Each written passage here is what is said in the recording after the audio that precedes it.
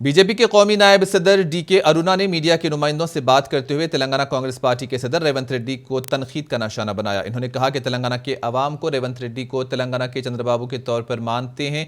DK Aruna ने कहा कि कोमटिरेड्डी राजगोपाल रेड्डी की बीजेपी में शमूलियत के फैसले से रेवंत रेड्डी बौखलाहट का शिकार हो गए हैं। अलहदा तहरीक के मौके पर रेवंत रेड्डी की जानिब से सोनिया गांधी और राहुल गांधी पर की गई तनकीद का वीडियो मीडिया के सामने पेश किया। डीके अरुणा ने कहा कि रेवंत रेड्डी ने अलहदा तेलंगाना तहरीक के मौके पर सोनिया गांधी को कुर्बानी और बलि का देवता करार दिया था। इन्होंने कहा कि कांग्रेस पार्टी मुल्क के अवाम का एतमाद खो चुकी है। मुल्क की अवाम सिर्फ बीजेपी पर एतमाद रखे हुए हैं। गांधी बहुत मुसीबतों में थी, छोड़ के गए पार्टी को, और उसमें ये एमएलए बना, एमएलसी बना, एमपी बना, ये वो बोल के बताए थे। मैं एक ही बात पूछना चाहती हूँ, जब चंद्रबाबू नायडू बहुत मुसीबत में थे,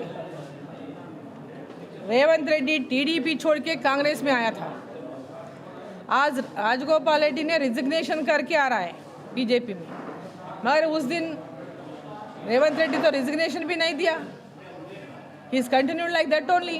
तो उनको क्वेश्चन करने के लिए, बोलने के लिए कुछ भी हक नहीं है।